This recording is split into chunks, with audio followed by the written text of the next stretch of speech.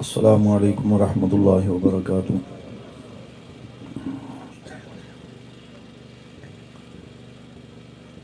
الحمد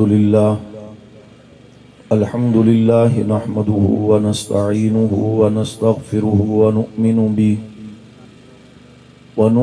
به ونتوکل علیہ ونعوذ باللہ من شرور انفسنا ومن سیئات اعمالنا من يهده الله فلا مضل له ومن يضلله فلا هادي له ونشهد أن لا إله إلا الله وحده لا شريك له ولا وزير له ولا مشير له ولا معين له ونشهد أن سيدنا ومولانا محمدا عبده ورسوله أما بعد فأعوذ بالله من الشيطان الرجيم بسم الله الرحمن الرحيم أولئك الذين امتحن الله قلوبهم للتقوى لهم مغفرة وأجر عظيم قال النبي صلى الله عليه وسلم الله في أصحابي لا تتخذوهم من بعدي غرضا فمن أحبهم فبحبي أحبهم ومن أبغضهم فببغضي أبغضهم أو كما قال عليه الصلاة والسلام صدق الله العظيم وصدق رسوله النبي الكريم دروشی پڑھیں۔ اللهم صل على محمد وعلى آل محمد كما صليت على إبراهيم وعلى آل إبراهيم إنك حميد مجيد اللهم بارك على محمد وعلى آل محمد كما باركت على إبراهيم وعلى آل إبراهيم إنك حميد مجيد۔ قابل صد احترام علماء کرام، معززین علاقہ، محترم بزرگوں، میرے ہم سفر ہم مشن ساتھیوں، بھرپر چکوال میں عظیم الشان خاتم المعصومین صلی اللہ علیہ وسلم کے عنوان سے معنون اس کانفرنس میں آپ سے مخاطب ہونے کا شرف حاصل کر رہا ہوں۔ اللہ پاک سے التجا ہے پروردگار عالم سچ اور حق بیان کرنے کی توفیق عطا فرمائے۔ ہم سب کو اور تمام مسلمانان عالم کو رب تعالیٰ قرآن و سنت کے مطابق زندگی بسر کرنے کی توفیق عطا فرمائے، اور ہم سب کو آمین کہنے کی بھی اللہ توفیق عطا فرمائے۔ زور سے جن احباب نے اس پروگرام کا اہتمام انتظام کیا مبارکباد کے مستحق ہیں۔ برادر عزیز ملک رضا صاحب اور محترم بابر صاحب اور ان کے دیگر رفقا، ضلعی قائد، ضلعی صدر حضرت قاری اسد عرفان صاحب دامت برکات عالیہ، ان کی سرپرستی میں اللہ پاک ان سب کو جزائے خیر عطا فرمائے۔ اس پروگرام کو رب تعالی ہم سب کے لیے ذریعہ ہدایت اور ذریعہ نجات بنائے۔ رجب المرجب کا مہینہ ہے۔ اس ماہ مبارک کی نسبت سے ہر اسلامی مہینے کی طرح کہ اس میں جو ضروری احکام و مسائل یا حالات و واقعات ہوتے ہیں ان کی نسبت سے بیان اور واعظ کیا جاتا ہے۔ اس ماہ مبارک میں جہاں امام الانبیاء حضرت خاتم المعصومین نبی کریم صلی اللہ علیہ وسلم کا واقعہ معراج ہے جسے عموماً بیان کیا جاتا ہے، وہاں نبی کریم صلی اللہ علیہ وسلم کے عظیم ترین مگر مظلوم ترین صحابی رسول سیدنا معاویہ رضی اللہ تعالیٰ عنہ کی ذات گرامی کا بھی تذکرہ ہے، جن کی وفات 22 رجب المرجب کو ہوئی۔ تو اس حوالے سے قرآن و سنت کی روشنی میں چند معروضات آپ کے گوش و گزار کرنا چاہوں گا۔ عنوان تحقیق طلب بھی ہے، تفصیل طلب بھی ہے، لیکن وقت کی قلت کو سامنے رکھتے ہوئے چند باتیں آپ کے گوش و گزار کی جائیں گی۔ تمام صحابہ کرام رضوان اللہ تعالی مجمعین کو اللہ نے جو شان، عظمت، فضیلت عطا فرمائی، ان میں سے ایک بنیادی بات یہ ہے کہ سب سے بڑا مقام مقام نبوت اور رسالت ہے، اور اس کے بعد مقام صحابیت ہے جو اللہ نے حضرات صحابہ کرام کو عطا فرمایا۔ مقام نبوت اور رسالت بھی واہبی مقام ہے، کسبی مقام نہیں، یعنی کہ اللہ کا عطا کردہ ہے۔ اپنی محنت کوشش سے کوئی نبی رسول نہ بن سکا ہے، نہ بن سکتا ہے۔ اللہ یصطفی من الملائکۃ رسلا ومن الناس، اسی انداز میں مقام صحابیت بھی اللہ کا عطا کردہ مقام ہے۔ کسی کی محنت کوشش عبادت اور ریاضت سے نہ کوئی صحابی بن سکا ہے اور نہ ہی بن سکتا ہے۔ اور خاتم النبیین، خاتم المرسلین، خاتم المعصومین صلی اللہ علیہ وسلم کے دنیا سے رحلت فرمانے کے بعد اب کوئی صحابی بن سکتا بھی نہیں، اس لیے قیامت تک نہ کسی نبی رسول نے آنا ہے اور نہ ہی کسی نے صحابی بننا ہے۔ یہ عقیدے کی بات ہے جو ہمیں محفوظ رکھنا چاہیے اپنے پاس۔ تو حضرت معاویہ رضی اللہ تعالیٰ عنہ کے لیے میں نے ایک جملہ کہا کہ عظیم ترین مگر مظلوم ترین صحابی رسول۔ عظیم ترین تو اس لحاظ سے کہ آپ کو مقام صحابیت کا شرف حاصل ہے، آپ کو کاتب وحی ہونے کا شرف حاصل ہے، آپ نبی علیہ الصلوۃ والسلام کے ہم زلف بھی ہیں، برادر نسبتی بھی ہیں، یہ اعزاز بھی حاصل ہے۔ آپ کو کعبۃ اللہ پر غلاف کعبہ کو اہتمام کے ساتھ ترتیب دینے کا اعزاز بھی حاصل ہے۔ بحری بیڑے کے ذریعے جہاد کے آغاز کا اعزاز بھی آپ کو حاصل ہے، جس پر نبی علیہ السلام کا فرمان ہے اول جیش یغزو البحر فقد اوجبوا، جنت کی بشارت ہے باقاعدہ۔ اس طرح نبی علیہ السلام کی صحبت میں، آپ کی یعنی کہ قیادت میں، جہاں آپ کی خدمت، آپ کی خصوصی قربت آپ کو حاصل رہی، وہاں حضرت معاویہ رضی اللہ تعالیٰ عنہ کو نبی علیہ السلام کی اقتداء میں جہاں نمازیں پڑھنے کا اعزاز حاصل ہے، وہاں پر غزوہ تبوک، غزوہ حنین، غزوہ طائف اور دیگر غزوات میں جہاد کرنے کا اعزاز بھی حاصل ہے۔ تو بہت ساری قربتیں ہیں جس وجہ سے آپ عظیم صحابی رسول ہیں۔ اور مظلوم ترین صحابی رسول میں نے اس لیے کہا کہ صحابہ کرام رضوان اللہ تعالی مجمعین کے دشمنی، نفرت اور بغض اور عداوت میں دنیا بھر کے کفار جو کچھ عقائد و نظریات رکھتے ہیں، وہ ان صحابہ کے بعض معاملات کو تنقید کا نشانہ بناتے ہیں، جبکہ حضرت معاویہ رضی اللہ تعالیٰ کے ہر معاملے کو تنقید کا نشانہ بنایا گیا۔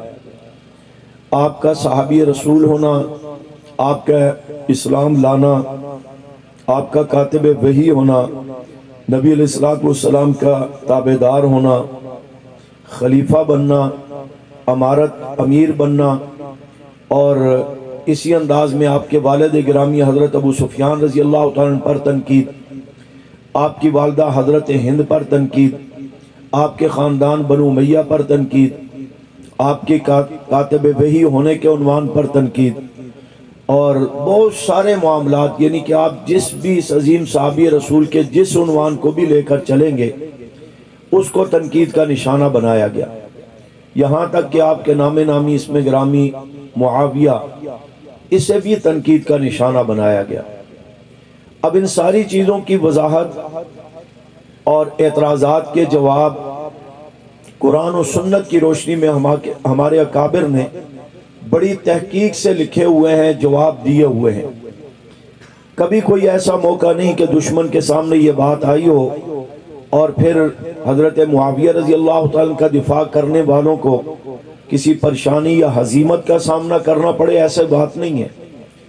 پرابلم یہ ہے کہ عوام کے سامنے چونکہ حقائق نہیں، اور میں وہ لوگ پراپگنڈا کرنے کے لیے کوئی مقدس جگہ کا انتخاب نہیں کرتے، بیٹھے بیٹھے بات کریں گے تو حجام کی دکان میں، گاڑی بسوں میں سفر کرتے ہوئے، یا اسی انداز میں کسی ہوٹل میں بیٹھے ہوئے، کسی شادی وغیرہ کی محفل میں بیٹھے ہوئے، کسی جوئے کی محفل میں بیٹھے ہوئے، اس ٹائپ کی محفلوں میں بیٹھ کر اس مقدس پاک شخصیت کو ڈسکس کیا جاتا ہے۔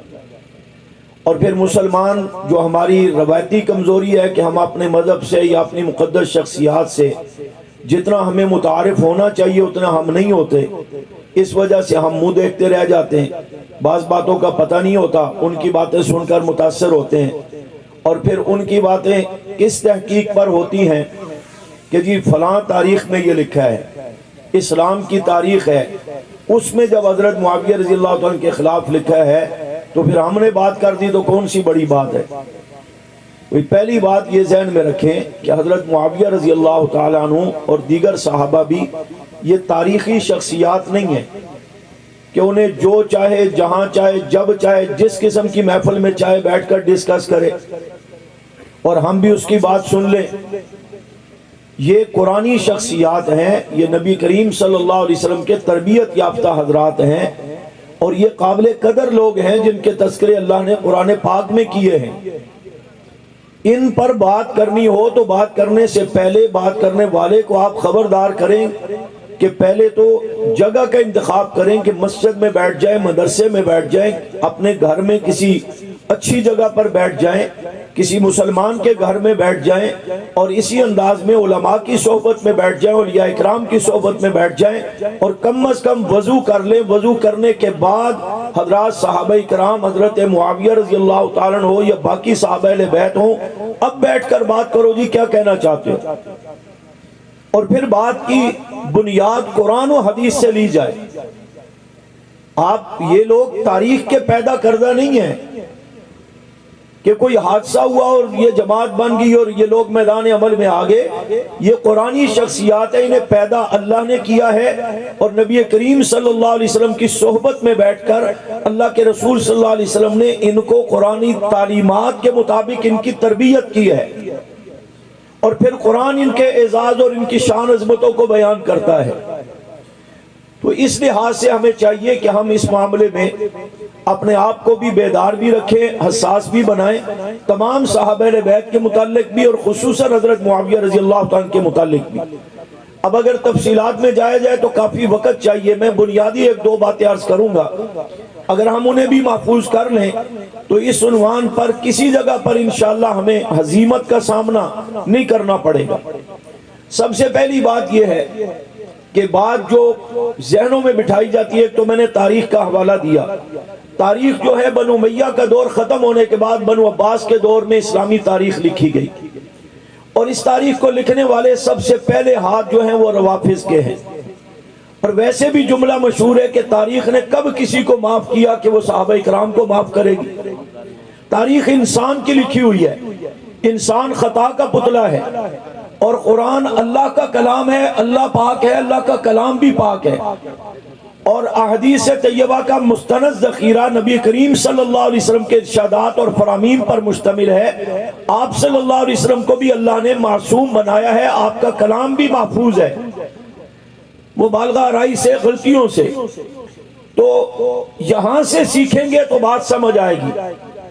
اسی انداز میں بسا اوقات آپ کی جو مظلومیت کا جملہ میں نے کہا، اس میں یہ چیز بھی سامنے آتی ہے کہ باقی صحابہ کو کفار تنقید کا نشانہ بناتے ہیں۔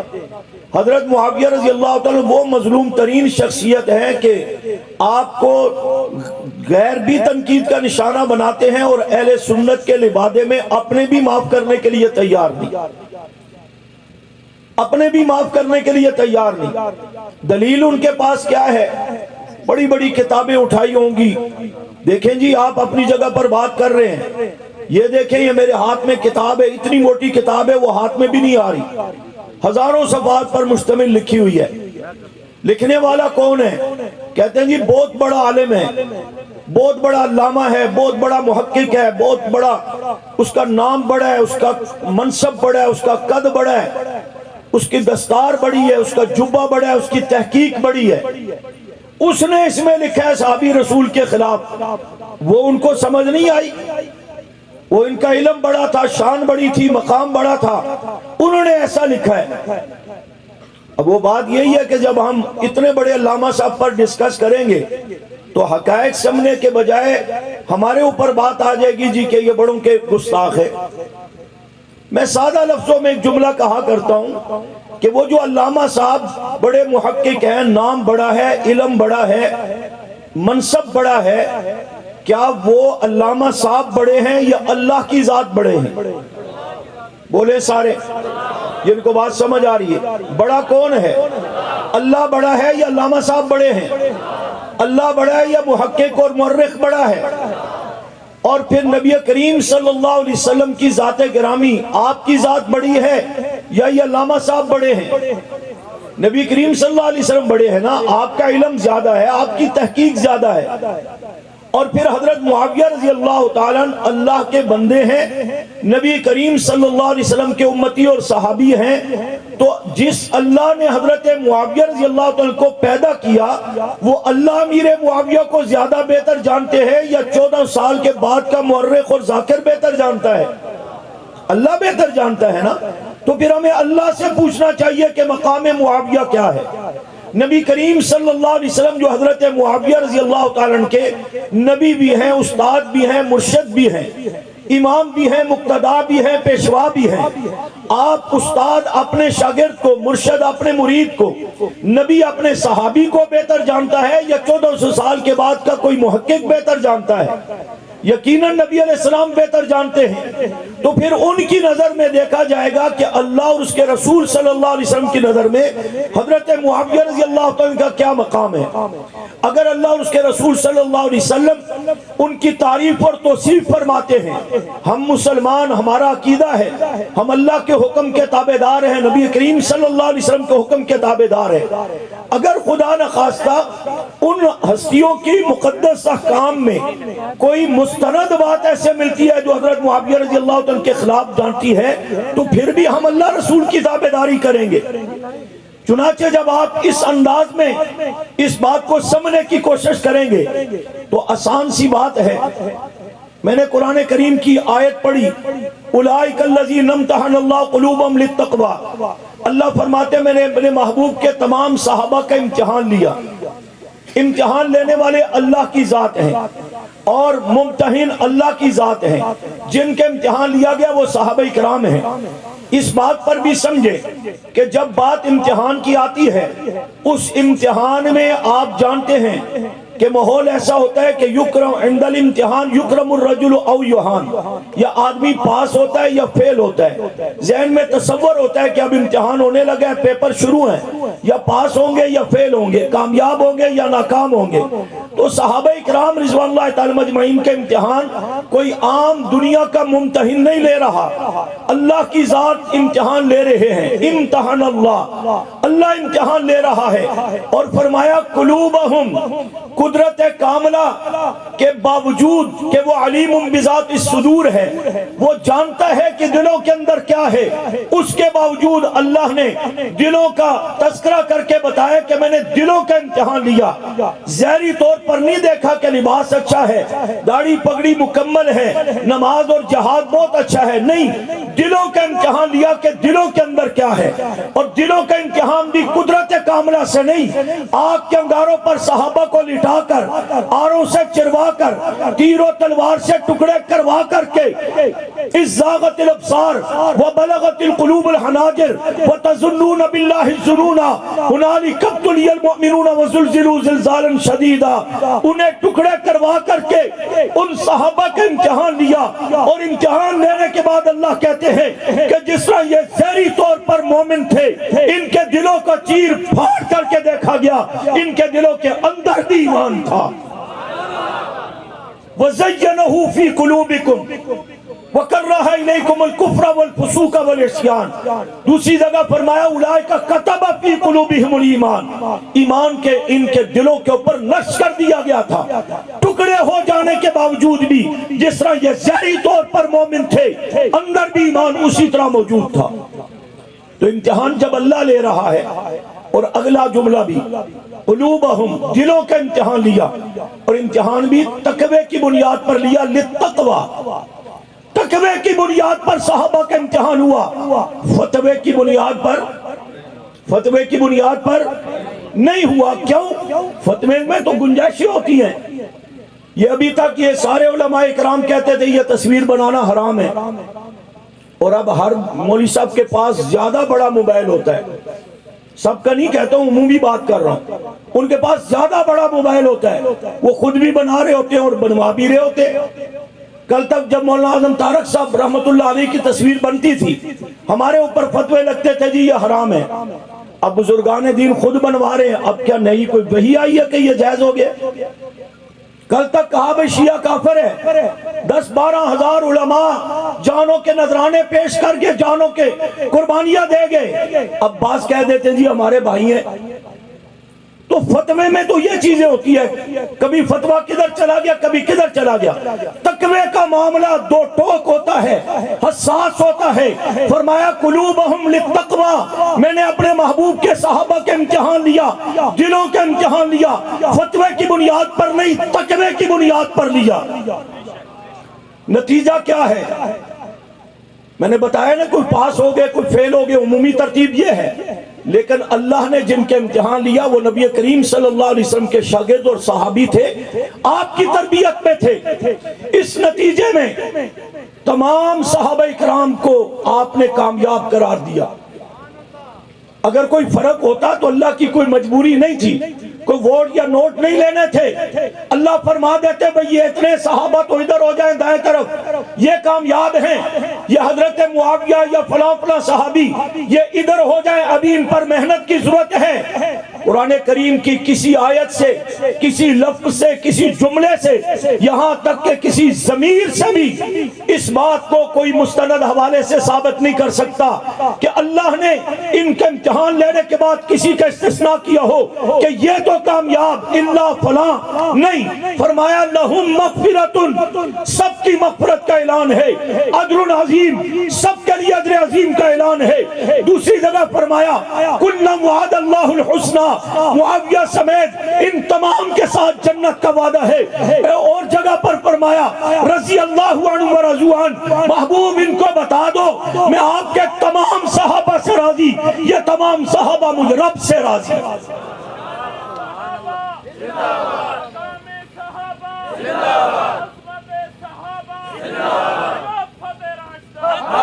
جزاک اللہ. تو اللہ پاک تو سب سے رضا کا اعلان کر رہے ہیں، کسی ایک کا استثناء بھی نہیں، نہ حضرت معاویہ رضی اللہ تعالیٰ عنہ کا، نہ کسی اور صحابی کا. کسی کو بھی علیحدہ نہیں کیا بھئی ان کو سیٹ پہ کر دو، یہ کامیاب یہ رہ گئے. سب کے لیے جنت کا وعدہ، سب کے لیے رضا کا وعدہ. اب کل آپ سے کہا جائے گا تو جی مولوی صاحب تو یہ کہہ گئے ہیں، لیکن یہ تو نبی کریم صلی اللہ علیہ وسلم کے دور کی بات تھی، اس وقت رضا کا اعلان ہوا ہے. یہ تو بعد میں حضرت علی کے مقابلے میں آگے اہل بیت سے یہ کر دیا وہ کر دیا، اسلام میں یہ بنا دیا وہ بنا دیا. ہمارا شکوہ تو بعد کا ہے. علماء نے لکھا ہے کہ اللہ کی رضا صفت قدیمہ ہے، صفت حادثہ نہیں ہے. یہ میں اور آپ ہے نا کہ آج ہمیں کسی سے راضی ہوئے کہ یار آپ بڑے اچھے ہیں، آپ کی وجہ سے میں یہ فائدہ ملا، اگلے لمحے کا اگلے حال کا میں پتہ نہیں ہوتا کہ کل کیا ہوگا. اگلے ہی لمحے اسی شخص سے آپ کو کوئی تکلیف دکھ پہنچتا ہے تو آپ کہتے ہیں یار تو بڑا غلط آدمی ہے، تیری وجہ سے میرا بڑا نقصان ہو گیا، میں نے تجھے بڑا اچھا سمجھا تھا. کیونکہ ہمیں اگلے حال کا پتہ نہیں ہوتا. اور اللہ کی ذات عالم ما کان و ما یکون ہے، جو ہو چکا جو ہونے والا وہ سب رب جانتا ہے. اللہ کو پتا تھا ابو بکر صدیق رضی اللہ عنہ سے لے کر حضرت معاویہ رضی اللہ عنہ تک، آخری صحابی تک جن سے میں رضا کا اعلان کر رہا ہوں، یہ ایمان تقوی طہارت کے جس مقام پر آج ہیں مرتے دم تک کسی مقام پر رہیں گے. تو اللہ کی رضا تو دائمی ہے. کوئی یہ نہیں کہ آج راضی ہوا تو کل کوئی گڑبڑ کی تو پھر ناراض ہو گئے، یہ مذاق نہیں ہے، یہ اللہ کی ذات ہے. اللہ نے سب کے ساتھ اپنی رضا کے اعلان کیا، حضرت معاویہ رضی اللہ عنہ بھی اس میں شامل ہے. اب اگلی بات آپ سے یہ کہی جائے گی کہ یہ تو جی اجمالاً بات ہو گئی ہے. مثلا میں کہتا ہوں کہ قرآن پاک میں 1200 سے زائد آیات ہیں جو صحابہ کی شان میں نازل ہوئی. ان سب کا مصداق جہاں باقی صحابہ ہیں وہاں بحیثیت صحابی رسول اجمالی فضائل میں حضرت معاویہ بھی شامل ہیں. بات سمجھ رہے ہیں نا؟ حضرت معاویہ بھی شامل ہیں۔ مثلا اللہ نے فرمایا اولئکم المؤمنون حقا، میرے محبوب کے یہ تمام صحابہ پکے سچے مومن ہیں۔ ان پکے سچے مومنوں میں ایک پکا سچا مومن حضرت معاویہ بھی ہیں۔ اللہ نے فرمایا اولئکم المفلحون، یہ صحابہ کامیاب لوگوں کی جماعت ہے، کامیاب لوگوں میں کامیاب حضرت معاویہ بھی ہے۔ اللہ نے کہا اولئکم المتقون، یہ متقیوں کی جماعت ہے، ان متقیوں میں ایک متقی حضرت معاویہ بھی ہیں۔ اولئک هم الصادقون، یہ سچوں کی جماعت ہے، ان سچوں میں ایک سچا حضرت معاویہ بھی ہے۔ فرمایا اولئک حزب اللہ، یہ اللہ کی جماعت ہے، اس جماعت کے ایک رکن حضرت معاویہ بھی ہیں۔ اولئک هم الراشدون، اللہ فرماتے ہیں یہ ہدایت یافتہ لوگوں کی جماعت ہے، ان ہدایت یافتہ لوگوں میں ایک ہدایت یافتہ حضرت معاویہ بھی ہیں۔ اور اللہ فرماتے ہیں فَإِنْ آمَنُوا بِمِثْلِ مَا آمَنْتُمْ بِهِ فَقَدِ اهْتَدَوْا، ایمان لاؤ اس طرح جس طرح صحابہ ایمان لائے، ان کی طرح ایمان لاؤ گے، ہدایت ملے گی، نجات ملے گی، جنت ملے گی، اللہ کی رضا ملے گی۔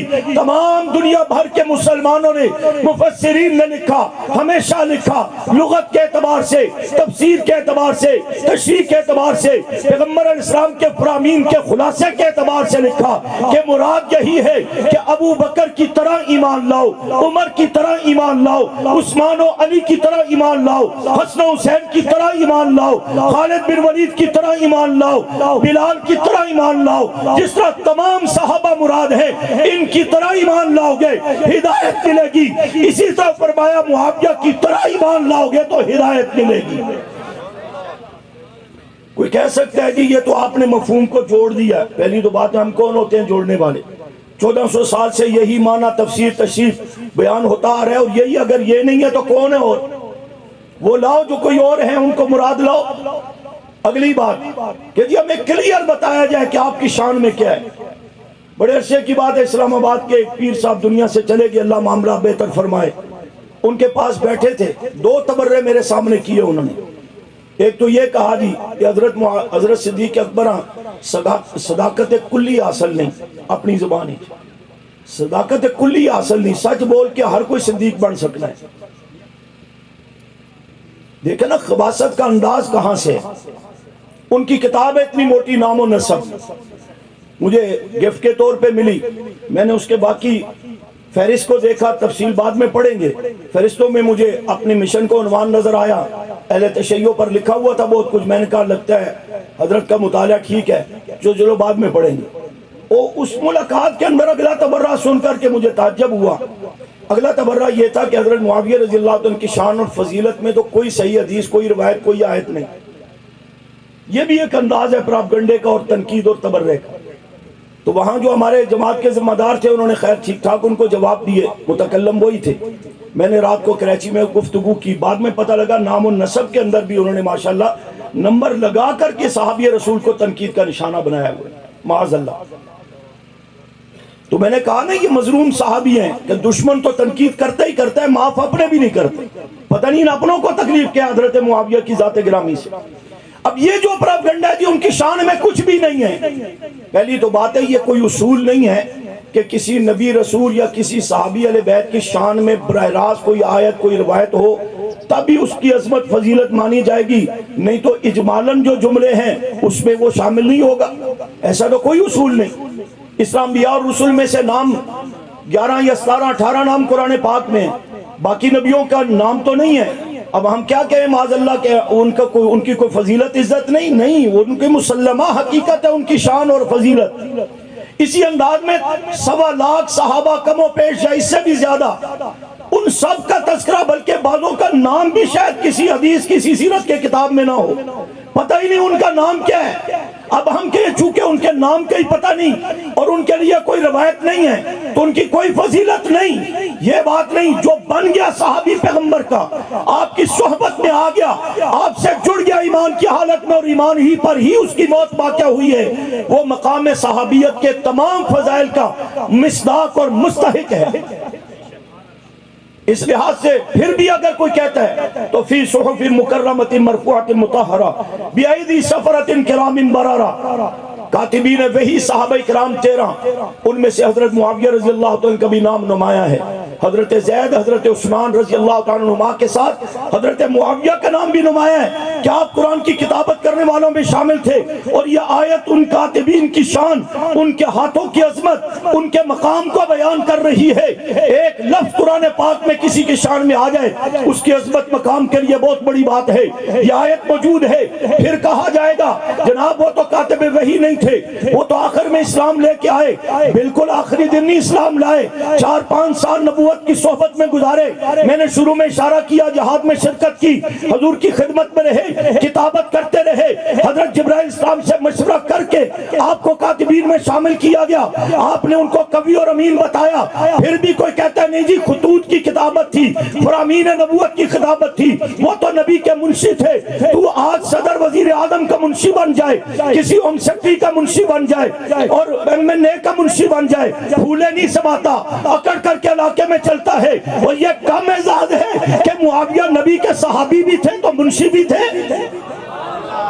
نبوت کا منشی بننا، نبوت کا کاتب بننا، نبوت کے صحبت میں بیٹھ کر آپ کے خطوط جو بادشاہوں کو لکھے جا رہے ہیں، یا آنے والے پڑھنے کی ذمہ داری، یا آپ کے فرامین لکھے جا رہے ہیں، یہ کم اعزاز ہے۔ اور پھر جو حضور کے فرامین حضرت معاویہ لکھ رہے ہیں، یہ بھی تو وحی کے ایک درجے میں شامل ہے نا۔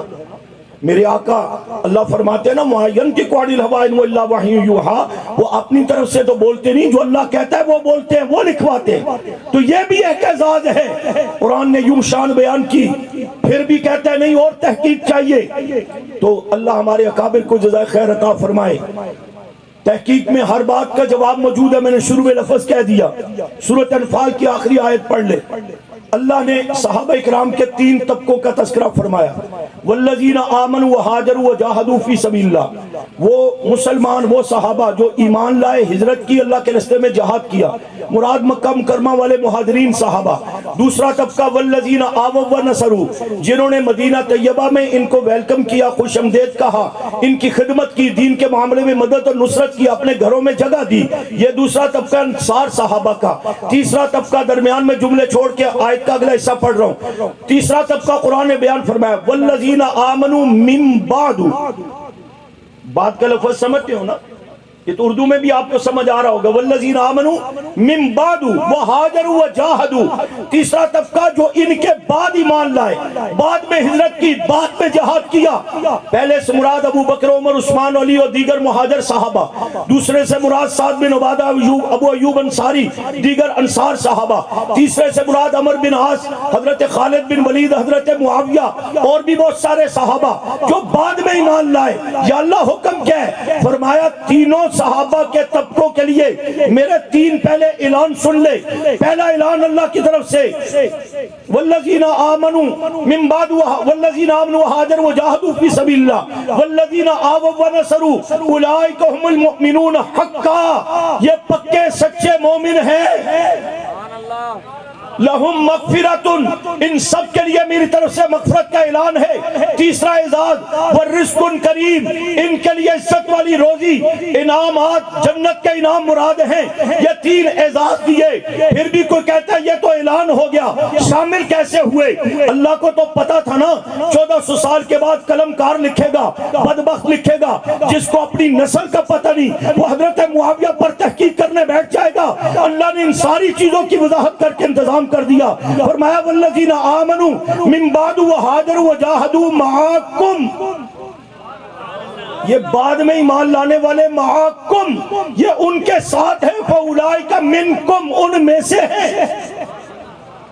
اور یہ بات میں اپنی طرف سے کھینچ کے نہیں ڈال رہا ہوں، مسلمان مفسرین کے پاس بیٹھیں گے، بریلوی، دیوبندی، اہل حدیث، جس مستند عالم کے پاس بیٹھیں گے، اس کی تحقیق تفصیل میں یہ سب شامل ہے۔ اور دوسری جگہ بھی تو اللہ نے وضاحت کر دی نا، کلم وعد اللہ الحسنى، کہ فتح مکہ سے پہلے ایمان لانے والے، بعد میں ایمان لانے والے۔ فرمایا محبوب ان کو بتا دو میری طرف سے تم سب کے ساتھ جنت کا وعدہ ہے۔ پھر دوسری آیت میں رضی اللہ عنہ ورضوا عنہ، میں سب سے راضی، یہ سب مجھ رب سے راضی۔ اب کوئی کھینچ کے نکالے حضرت معاویہ رضی اللہ تعالیٰ کو یہاں سے، وہ کھینچ کے نکالے گا۔ حضرت معاویہ تو ان مقدس ہستیوں سے اور انعام اور اکرام اور فضیلتوں سے نہیں نکلیں گے، نکالنے والے کے دل سے ایمان ضرور نکل جائے گا انشاءاللہ۔ بات سمجھ آئی؟ تو یہ اللہ کی نظر میں حضرت معاویہ رضی اللہ عنہ کی شان ہے جو میں نے چند جملوں میں عرض کر دیا۔ اب نبی کریم صلی اللہ علیہ وسلم کی نظر میں دیکھتے ہیں مقام معاویہ کیا ہے۔ میں نے شروع میں بتایا کہ بجائے کتابوں سے پڑھنے سے، علامہ فہامے دیکھنے سے، قلمکاروں کی باتوں سننے سے الجھ جائیں، کوئی کہے جی شان ہے، کوئی کہے جی معاذ اللہ نہیں ہے، بات اللہ اور اس کے رسول صلی اللہ علیہ وسلم سے ہے تو نبی کریم صلی اللہ علیہ وسلم سے سمجھیں۔ بہت ساری احادیث، بہت ساری روایات، میں بات سمجھانے کے لیے اس کا انداز جو اپنایا کرتا ہوں کہ دیکھیں تمام اللہ کے نبی مستجاب الدعوات ہوتے ہیں۔ توجہ ہے آپ کی؟ اللہ کے سارے نبی مستجاب الدعوات ہوتے ہیں۔ کیا مطلب؟ کہ نبیوں کی دعائیں قبول ہوتی ہیں، وہ جو اللہ سے مانگتے ہیں اللہ ان کو، بولو، اللہ ان کو عطا فرماتے ہیں، دے دیتے ہیں، لیکن جبر نہیں ہوتا، جبر نہیں ہوتا، وہ بھی درخواست ہوتی ہے اللہ کے آگے، کیونکہ مختار کل اللہ کی ذات ہے، علی کل شیء قدیر اللہ کی ذات ہے۔ نبی مانگنے والے ہیں، اللہ دینے والا ہے۔ اب یہ مانگتے ہیں، انبیاء جہاں بات ترتیب سے ہٹ کے ہو اللہ پاک جبرائیل السلام کو بیچ کر منع بھی کر دیتے ہیں۔ نوح علیہ السلام ہاتھ نیچے کریں میں نہیں دوں گا۔ تو جو ہے نا، جو آپ مانگ رہے ہیں نا کہ میرا بیٹا میری آنکھوں کے سامنے غرق ہو رہا ہے اور آپ کا وعدہ تھا کہ نوح علیہ السلام میں تیروں کو بچا لوں گا، یہ بیٹے کے لیے دعا نہ مانگے، یہ آپ کا نہیں ہے، اس کے لیے میں نہیں دوں گا۔ یا اللہ میرا بیٹا ہے، میری بیوی نے جنا ہے، میرا خون ہے، فرمایا انہ عمل غیر صالح، آپ کا عقیدہ اور بیٹے کا عقیدہ اور، آپ کے اعمال اور بیٹے کے اعمال اور ہے۔ یہ سلب کے اعتبار سے تو بیٹا ہے، مذہب کے اعتبار سے، عقیدے کے اعتبار سے، نظریے کے اعتبار سے بیٹا نہیں۔ نبی کے سکے بیٹے کو اللہ کہہ رہے تیرا بیٹا نہیں۔ ہم پرایوں کو کہہ دیتے ہیں جی بھائی جی کیا حال ہے، شاہ جی کیا حال ہے توڑا ہے، نہ ایمان ملے، نہ عقیدہ ملے، نہ رب ایک، نہ رسول ایک، نہ صحابہ پر ایمان، نہ قرآن پر ایمان، نہ کلمے کی ترتیب میں کسی معاملے میں ہمارے ساتھ نہیں۔ کہتے جی فرقہ واریت نہیں ہونی چاہیے، سب بھائی ہیں۔ وہ بھائی بھائی ہونے کے بھی کچھ اصول ہیں، بھائی ہونے کے بھی کچھ اصول ہیں۔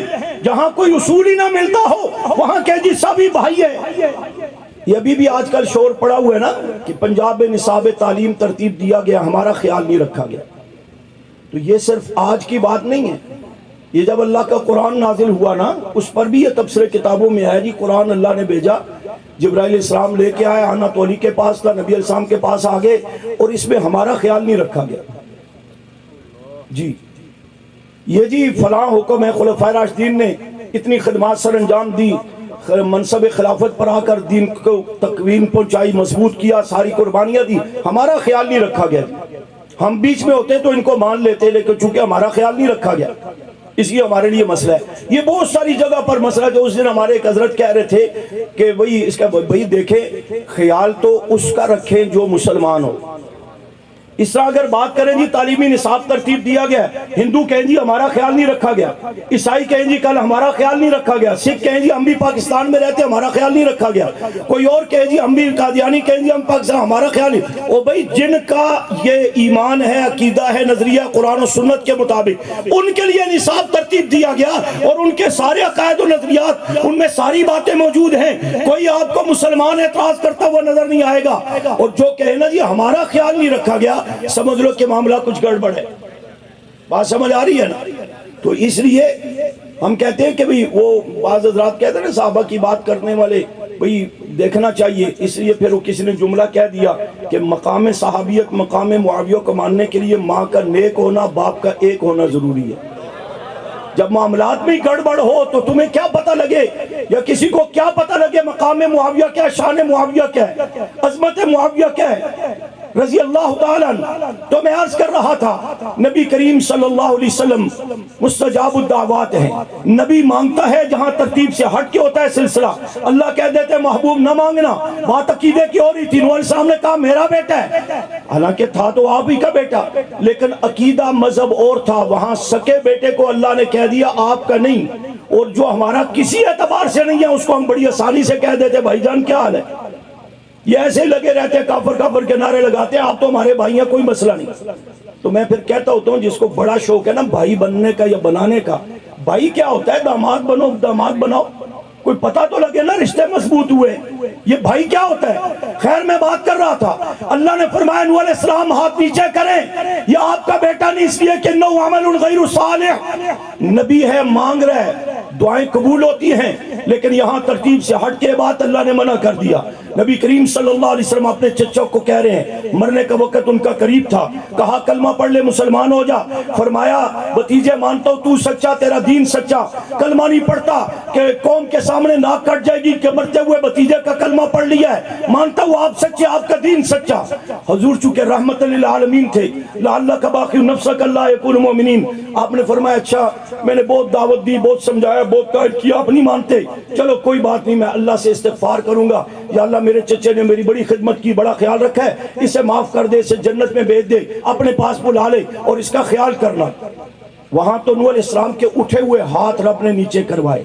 یہاں روایات کو دیکھا جائے تو علماء بہتر بتا سکتے ہیں کہ نبی کریم صلی اللہ علیہ وسلم نے ابھی ہاتھ نہیں اٹھائے تھے, جبرائیل آگے فرمایا محبوب نہ مانگنا نہیں دوں گا, ان کو اگر ہدایت کے رستے پر, نجات اور جنت کے رستے پر لانا ہے تو میں رب نے اصول جو بتایا ہوا ہے فَإِنْ آمَنُوا بِمِثْلِ مَا آمَنْتُم بِهِ فَقَدِ اهْتَدَوْا, ابو بکر, عمر, عثمان, علی اور صحابہ کی طرح ایمان لائیں گے, ہدایت بھی ملے گی, جنت بھی ملے گی, اللہ کی رضا بھی ملے گی. وہ کہتا ہے میں مانتا نہیں ہوں, آپ اس کے لیے دعا استغفار کرنا چاہتے ہیں, محبوب نہ مانگنا نہیں دوں گا. اس محبوب کو کہا جا رہا ہے جو ہاتھ اٹھاتے ہیں ایسے مستجاب الدعوات ہیں کہ ہاتھ اٹھاتے ہیں, بادل نہیں ہے تو رب بارش برساتے ہیں. صحابہ نے کہا نا کہ سالی اور بڑے دن ہوئے بارش نہیں ہوئی, اللہ کے رسول صلی اللہ علیہ وسلم دعا کیجئے, آپ نے ہاتھ اٹھائے, بادل نہیں تھے, بادل آئے, بارش برسنا شروع ہو گئی. وہ پیغمبر ایسے مستجاب الدعوات ہیں. حضرت عمر تلواروں سے لیس ہو کر کے آ رہے ہیں, صحابہ نے کہا کوئی نقصان نہ پہنچا دے, حضور نے فرمایا پریشان نہ ہو, عمر دغا بن کر کے نہیں, آج مجھ محمد کی دعا بن کر کے آ رہا ہے. رات کو آقا نے دعا مانگی تھی, اللہم اعز الاسلام بعمر بن الخطاب او بعمر بن الحشام, اللہ دو عمروں میں سے اسلام کی قوت کے لیے ایک عمر عطا فرما دے. چنانچہ عمر آج دغا بن کر کے نہیں, میری دعا بن کر کے آیا ہے. پوچھا عمر کیسے آنا ہوا؟ فرمایا آیا تو تھا گردن لینے کے لیے, اب گردن جھکانے کے لیے حاضر ہوا ہوں, کلمہ پڑھائیے مسلمان ہونا چاہتا ہوں. گویا کہ رات کو پیغمبر نے مانگا, صبح رب نے عمر لا کر جھولی میں ڈال دیا. حضرت ابو ہریرہ رضی اللہ تعالیٰ حضور کی خدمت میں بیٹھے ہیں, مسلمان ہے, صحابی رسول ہے, فرماتے اللہ کے رسول صلی اللہ علیہ وسلم میری والدہ کے لیے بھی دعا کرے نا, اللہ انہیں بھی ہدایت دے دے, مسلمان ہو جائے. میں گھر جاتا ہوں بڑی مارتی ہے, بڑا غصہ کرتی ہے کہ تو گمراہ ہو گیا, بددین ہو گیا. حضور نے دعا کے لیے ہاتھ اٹھائے, حضرت ابو ہریرہ اٹھ کے بھاگ پڑے. صحابہ نے کہا آمین تو کہہ دو, کہا میں دیکھتا ہوں پہلے میں گھر میں پہنچوں گا یا میرے نبی کی دعا قبول ہوگی. فرمایا جب گھر گئے, دروازہ کھٹکھٹایا, جو ماں جوتے سے استقبال کرتی تھی آج وہ ماں گویا کہ ہاتھ پھیلا کے کھڑی ہے, بیٹے کو سینے سے لگایا اور کہا مجھے اپنے محبوب کی صحبت میں لے جاؤ, میں کلمہ پڑھ کے مسلمان ہونا چاہتی ہوں. حدیث کی کتابوں میں سینکڑوں واقعات ہیں. نبی کریم صلی اللہ علیہ وسلم نے جب بھی جس صحابی کے لیے, امت کے لیے, جس کے لیے اللہ سے جو مانگا رب نے دیا. ترتیب سے ہٹ کے تھا تو رب نے رہنمائی بھی کر دی. ایسا نہیں, ایسا ہے آج وہی مستجاب الدعوات پیغمبر, امام الانبیاء, خاتم الانبیاء, خاتم المعصومین صلی اللہ علیہ وسلم ہاتھ اٹھاتے ہیں حضرت معاویہ کے لیے. جس کو ہاتھ بات سمجھ آ رہی ہے نا زور سے کہے, ہاتھ کھڑا کر کے بتائیں جس کو بات سمجھ آ رہی ہے. امیر معاویہ رضی اللہ تعالیٰ کی ہاتھ اٹھے نبوت کے. اگر بندہ غلط تھا معاذ اللہ, شخصیت غلط تھی معاذ اللہ, اگر معاذ اللہ کردار غلط تھا تو اللہ کو یہاں بھی کوئی مجبوری نہیں تھی. اللہ فرما دیتے محبوب ہاتھ نیچے کر نہیں دوں گا. کس کے لیے کیا مانگ رہے ہو؟ انہوں نے تو معاذ اللہ کل حضرت علی کو پریشان کرنا ہے, اہل بیت کو پریشان کرنا ہے, ایسی کوئی بات نہیں کہی. پیغمبر مانگ رہے ہیں, رب دے رہا ہے. ایک موقع پر مانگا اللہم اجعلہ ہادیا مہدیا واہد بہ, اللہ معاویہ کو ہادی بنا, مہدی بنا, ان کے ذریعے ہدایت کو عام فرما.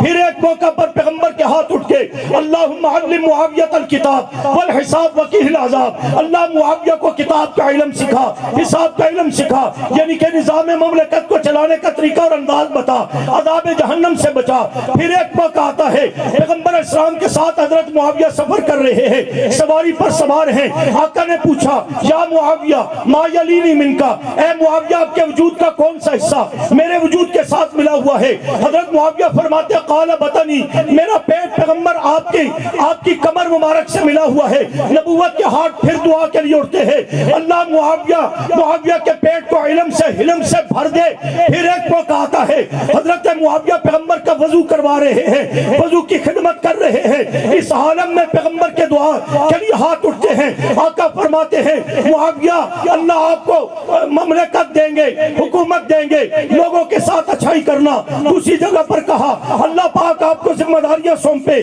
تو فتق اللہ وعدل، آپ نے اللہ سے بھی ڈرنا ہے اور تقوی بھی اختیار کرنا ہے اور انصاف بھی کرنا ہے۔ یہ نبوت کے اٹھے ہوئے ہاتھ تھے، دعائیں تھی، اگر غلط ہوتے پیغمبر منع کا اللہ منع کر دیتے۔ حضور نے مانگا ہے اور مانگنے کے بعد بھی نہ دیتے، لیکن پیغمبر نے جو مانگا ہے حضرت معاویہ کے لیے رب نے وہ دیا ہے۔ بلکہ یہ کہوں تو غلط نہیں ہوگا، آج حضرت معاویہ کی شان اور عظمت فضیلت میں، اوصاف و کمالات میں، قرآن و سنت کی روشنی میں جو بھی آپ کا اعزاز ہے، شان ہے، عظمت ہے، یہ نبوت صلی اللہ علیہ وسلم کی دعاؤں کا نتیجہ ہے۔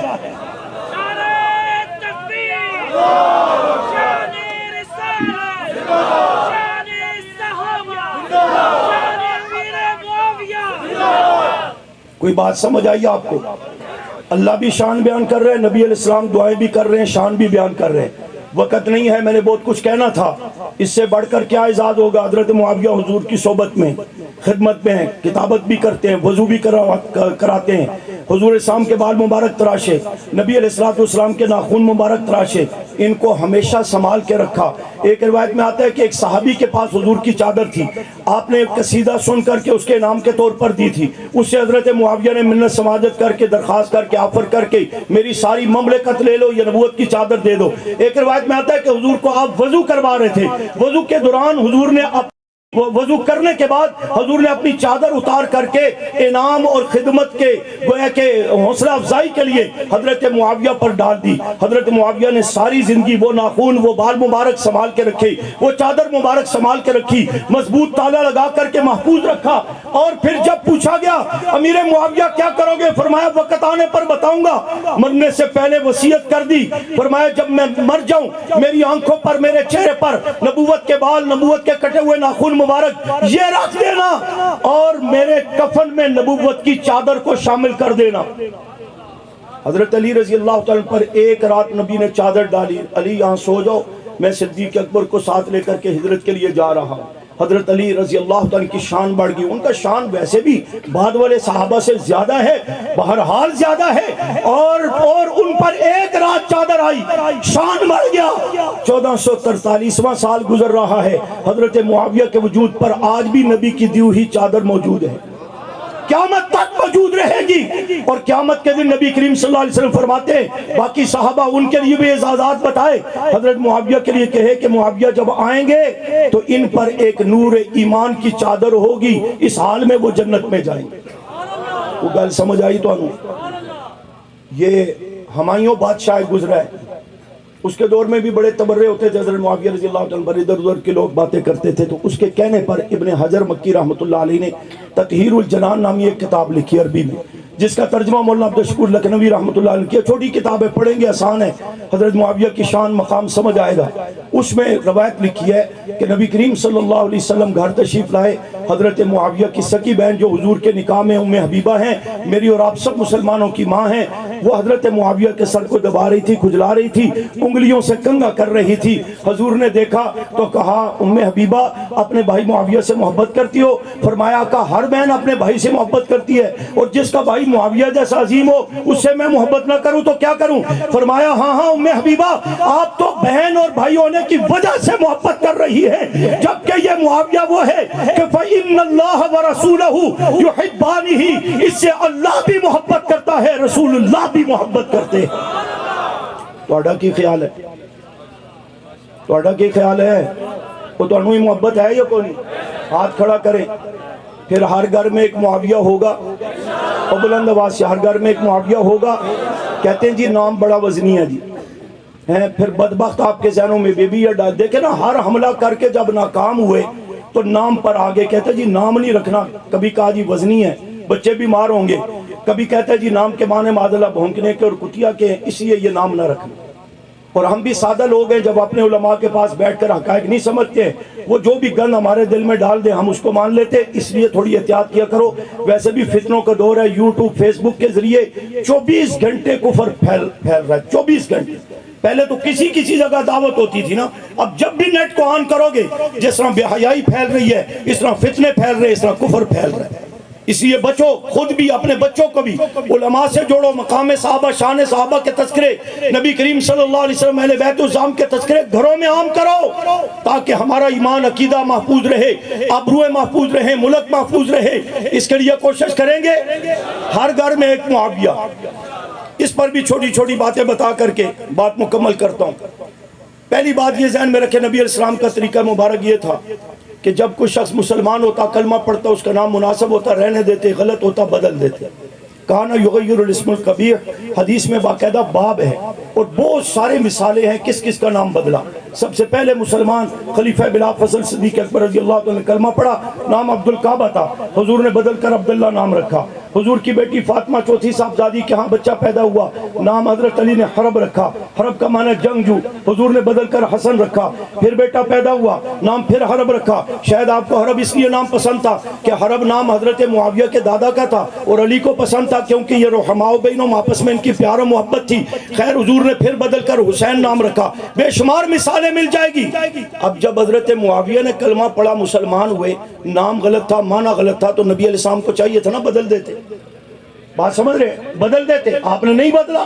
جب نہیں بدلا اس کا مطلب ٹھیک تھا تو نہیں بدلا نا. کوئی کہے گا جی وہ ایک نام ذہن سے نکل گیا، نظر انداز کر دیا ہوگا، تو پھر بھی بات بنتی ہے. جبکہ معاویہ نام نبی علیہ السلام کے صحابہ میں 17 معاویہ ہیں. حضور کے صحابہ میں 17 معاویہ ہیں، اور آپ صلی اللہ علیہ وسلم کے قرابت داروں عزیزوں میں 10 معاویہ ہیں.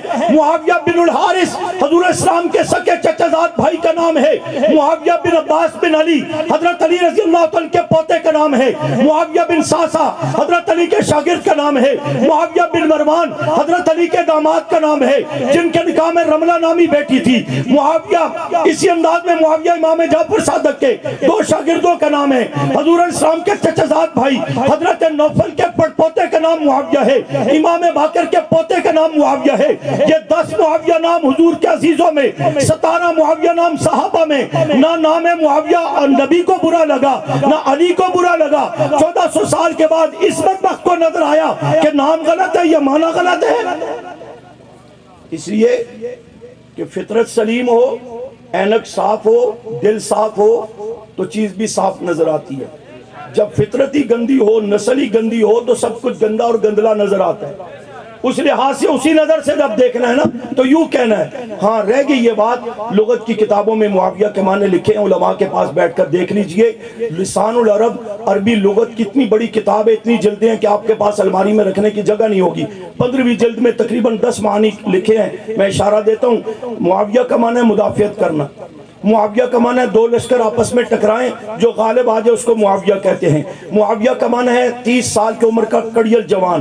معاویہ کا معنی ہے زوراور خطیب، جس کی آواز پر ساری قوم لبیک کہہ کر کے اکٹھی ہو جائے. معاویہ کا معنی ہے سورج کی منازل میں سے ایک منزل کا نام معاویہ ہے، ستاروں میں سے ایک ستارے کا نام معاویہ ہے. شیر کی للکار کو معاویہ کہتے ہیں. اسی انداز میں نشان راہ کو معاویہ کہتے ہیں. یہ جو آج کل آپ کے روڈ پر لگا ہوتا ہے، میاں والی اتنی کلومیٹر ہے، چکوال اتنا کلومیٹر ہے، اس دور میں بھی کوئی پتھر لگائے جاتے تھے نشان راہ سمجھنے کے لیے. اس طرح بہت سارے معنی ہیں. ان میں سے ایک معنی معاویہ کا ہے موڑنا یا مروڑنا. موڑنا یا مروڑنا. اس معنی کو یہ بچے بھی بیٹھے ہوئے یاد کر لیں. کل گلی کوچے محلے میں تجربے کے طور پر پریکٹیکل دیکھ لینا کہ معنی یہی ہے کہ کسی کو معاویہ کا مقام شان برداشت نہیں ہے نا، اس کے سامنے حضرت معاویہ کی شان بیان کرنا، یہ نعرہ لگا دینا کافروں پر حاویہ معاویہ معاویہ. معاویہ کے کیا کہنے، نبی کا بھی محبوب، اللہ کا بھی محبوب، صحابہ کا بھی، اہل بیت کا محبوب. حضرت معاویہ زندہ باد، ان کی عظمتوں کو سلام. آپ دیکھنا اس سامنے والے کے پیٹ میں مروڑ پڑنا شروع ہو جائے. اور جب زیادہ شان معاویہ بیان کریں گے تو وہ مڑ کر کے چل پڑے گا. ٹھیک ہے نا, یہ پریکٹیکل دیکھ لینا. رہ گی یہ بات وہ جو کہتا ہے کہ اس کا معنی بھونکنے کے ہیں, یہ بھی باقی دھوکوں کی طرح یہ بھی دھوکہ ہے. بھونکنے کا معنی نہیں ہے. المعاویہ جب کہیں گے تو بھونکانے کا معنی آئے گا. ویسے اسلامی جو طرز عمل ہے, اپنا لغت کا جو طرز عمل ہے, اس میں اسماء اور اعلام میں معنی مراد نہیں ہوا کرتا. اگر آپ معنی مراد لینا ہی چاہیں گے تو پھر اویس کا معنی ہے بھیڑیا, حالانکہ مقدس نام ہے.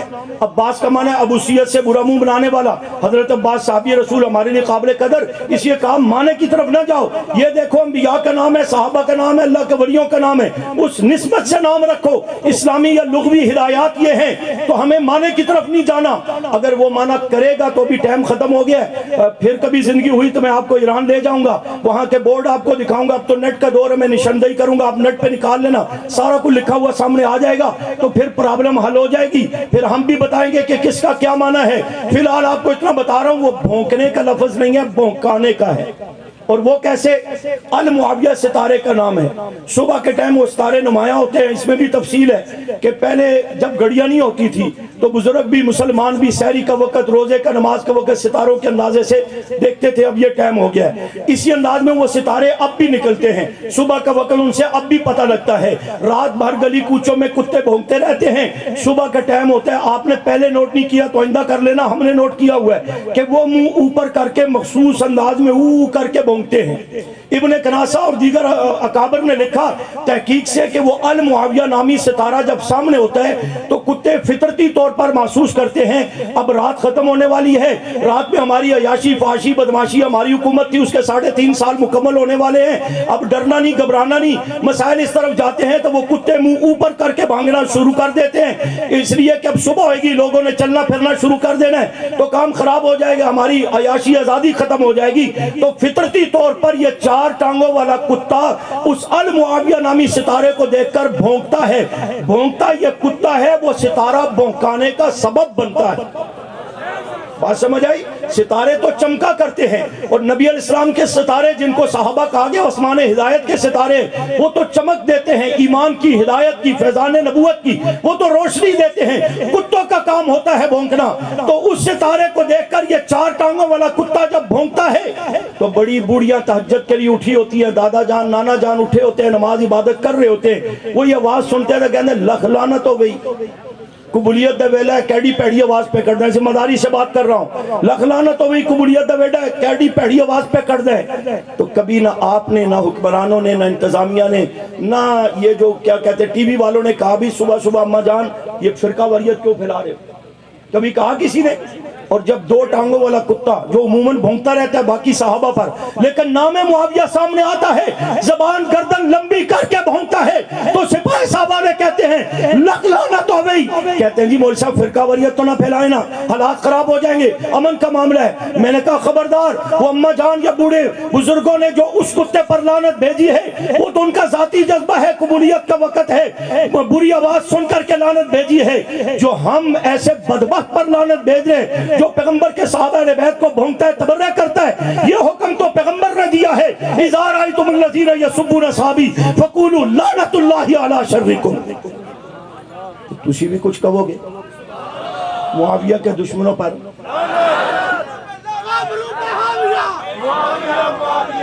معاویہ کے دشمنوں پر, معاویہ کے دشمنوں پر, صحابہ کے دشمنوں پر.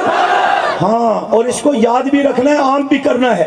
ہر گھر میں ایک معاویہ ضرور ہوگا. بولو, ہر گھر میں ایک معاویہ ضرور ہوگا. نبی علیہ السلام کے دور میں ایک عورت کا نام معاویہ بنت العجلان, ایک محلے کا نام معاویہ, ایک مسجد کا نام معاویہ. جنت البقیع کے ساتھ آج بھی وہ حی بنی معاویہ محلہ موجود ہے. اسی انداز میں چلتے جائیں گے تو آپ کے قریب ضلع اٹک میں پنڈی گھیب میں گاؤں کا نام معاویہ, اور کہیں بھی معاویہ نظر نہ آئے تو پنجاب اسمبلی میں چلے جانا, وہاں بھی نظر آئے گا معاویہ. اب دشمن سے کہے 1963 میں علامہ خالد محمود صاحب دامت برکات عالیہ مولانا بیٹھے, ان کو معلومات زیادہ ہوں گی, انہوں نے فرمایا تھا 1963 میں جب معاویہ کا یوم منانے کی بات ہوئی ملتان میں تو آواز اٹھی کہ یہ کیا ہو رہا ہے, یہ کیا ہو رہا ہے؟ خود ہمارے مسلک والوں نے سٹیج پلٹ دیا، الٹ دیا، یہ کیا ہو رہا ہے؟ اور پھر جب محنت ہوئی، میرے اکابر نے محنت کی، پھر مولانا حق نواز رحمت اللہ علیہ نے اس پر محنت کی، قربانیاں لگی، آج آپ کی جماعت کے ذمہ دار یہ کارکنان محنت کر رہے ہیں۔ اب جدھر دیکھو گے معاویہ نظر آئے گا، گھروں میں بھی معاویہ، مسجدوں کے نام معاویہ، روڈوں کے نام معاویہ، چوکوں کے نام معاویہ، اور اس طرح جدھر دیکھو گے معاویہ نظر آئے گا۔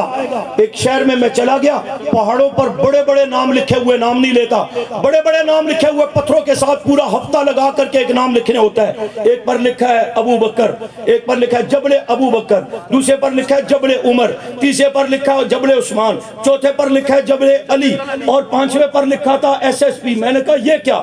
کہتے ہیں یہ ادھر سے بھی بڑا اعتراض ہوتا ہے، بڑی درخواستیں آئی ہے، کل عدم ہے، اس کو ہٹاؤ ہٹاؤ ہٹاؤ۔ ہم نے ہٹایا تو لکھ دیا جبل معاویہ۔ اعتراض ادھر سے تھا، درخواستیں ادھر سے تھی، پنگا ادھر سے تھا، یہ ہٹاؤ۔ جب ہٹایا تو صحابی رسول کا نام لکھا جبل معاویہ۔ اب وہ ماتم کرنے لگ گئے، جیسے 25 تاریخ کا اعلان بھی ہے، اللہ خیر کرے گا، بھی مزید کھلو گے انشاءاللہ، قربانیاں لگی ہیں، سب دنیا کو پتہ لگ چکا ہے کہ حقائق کیا ہیں۔ تو کہنے لگے پہلے تو تھا ادھر ادھر، اب ہم گھر کے اندر رضائی میں لحاف میں ہوتا ہے، لحاف اتارتے ہیں تو سامنے پہاڑ پہ نظر آتی معاویہ، کھڑکی کھولتے ہیں سامنے لکھا ہے معاویہ، دروازے سے باہر نکلتے ہیں سامنے لکھا ہے معاویہ، دکان پر کھڑے ہوتے ہیں، خرید و فروخت ہو رہی ہے، گاہک آتا ہے، سر اٹھاتے ہیں، ہاں بھئی آپ کو کیا چاہیے، یوں سر اٹھاتے ہیں، سامنے لکھا ہے معاویہ۔ میں نے کہا تو ایک شہر کی بات ہے، انشاءاللہ ہم پاکستان سمیت پوری دنیا میں صحابہ اہل بیت کی عظمت اور حضرت معاویہ کے نام کو اتنا عام کر دیں گے، جدھر وہ دیکھے گا معاویہ معاویہ نظر آئے گا۔ پچھلے مہینے میں یوم صدیق اکبر پر آپ نے کردار ادا کیا، قاری اسد صاحب ان کی پوری ٹیم کو مبارکباد دیتا ہوں۔ اب یوم معاویہ 22 رجب کو بھی ہم نے ہر طرف حضرت معاویہ کے تذکرے کو عام کرنا ہے۔ محنت کرو گے، کوشش کرو گے، جو آپ کو کہتا ہے کہ جناب یہ بدعت ہے، اس مولوی صاحب کو پکڑ کر میرے پاس لے آنا۔ یہ چلے لگانا، سروزے لگانا، یہ دین میں تھا پہلے؟ یہ ختم بخاری روز کر رہے ہو، یہ دین میں تھا پہلے؟ بزرگوں نے، اکابر نے جس چیز کو دین کی خدمت کا طریقہ بہتر سمجھا وہ کر رہے۔ یہ بھی ہمیں عبد الشکور لکھنوی رحمت اللہ علیہ نے طریقہ بتایا تھا کہ کفر کی راہ روکنی ہے، ہم اس کو کوئی قرآن کی آیت سمجھ کے نہیں لیکن سعادت اور ذمہ داری سمجھ کے کر رہے ہیں۔ تو یہ اس یوم پر بھی اس عظیم ہستی کو خراج تحسین پیش کرو گے اور بلند آواز سے تعاون کرو گے، ساتھ دو گے، صحابہ کے تذکرے عام ہوں گے، تو پھر میں کہنا چاہتا ہوں اندھیروں سے کہہ دو ٹھکانہ اپنا کر لیں، ہم نے عزم کے ساتھ بنیاد سحر رکھتے ہیں۔ وما علینا الا البلاغ۔